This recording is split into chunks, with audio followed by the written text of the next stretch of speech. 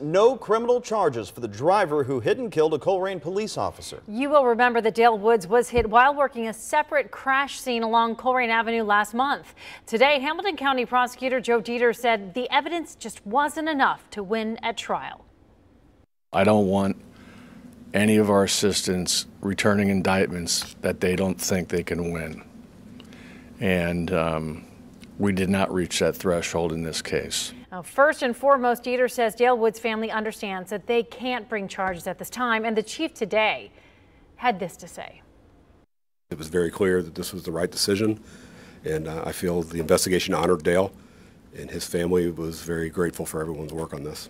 In an exclusive interview with me this morning, Deters says his office debated what to do over and over, but ultimately they just did not have the evidence to charge the driver.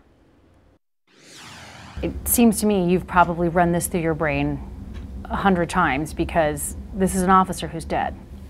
It was a very difficult decision. When you have a dead police officer,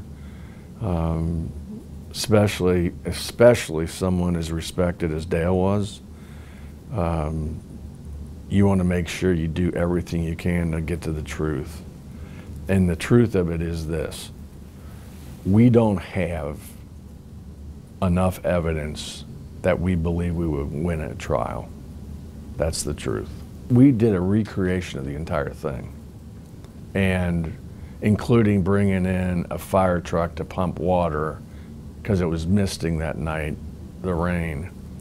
And Mark Pietmeyer, who runs my criminal division, and I were in a similar truck to the one that hit Officer Woods. And they put the cars exactly where they were. They did everything.